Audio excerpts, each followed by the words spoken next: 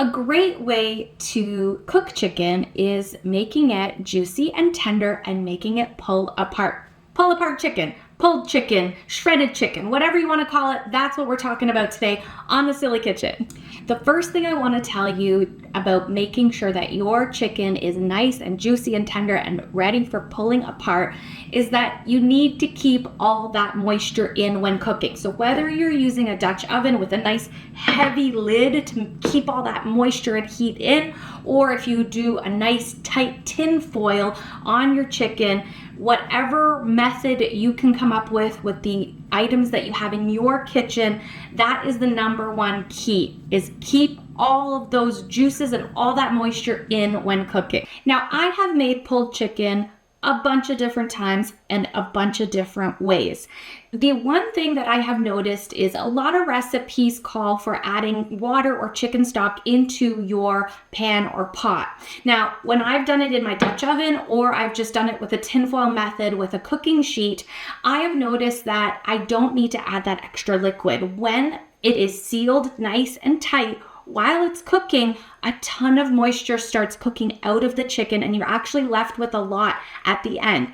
So if you do not want to add any liquid, you don't need to, in my humble opinion, after some trial and cooking and seeing the results that I've been getting. Let's talk time and temperature. I don't worry about it too much. If I want to get them done quick, 350 degrees, again, make sure it's nice and sealed, and within 25 minutes or so, depending on the size of your chicken breasts, they will be ready and done. The way to know is always get that thermometer out and check the internal temperature to make sure it has hit 165.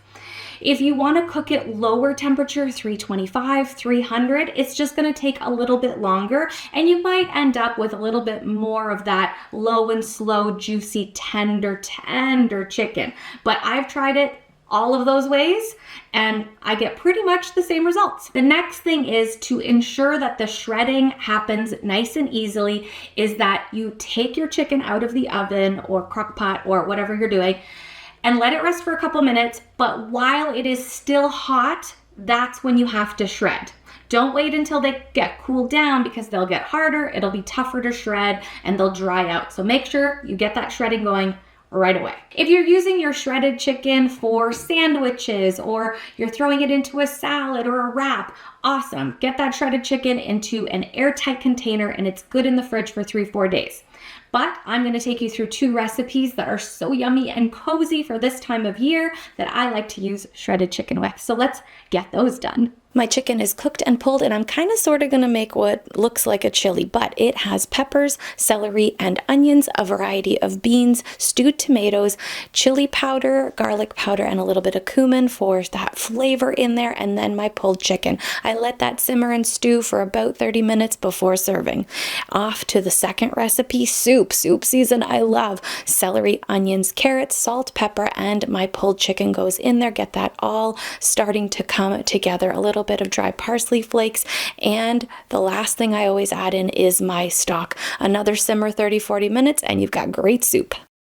Thanks for hanging out with me on a shredded chicken episode of The Silly Kitchen, and I hope that you enjoyed it, learned something, and I hope you have some delicious chicken in your future. Till next time.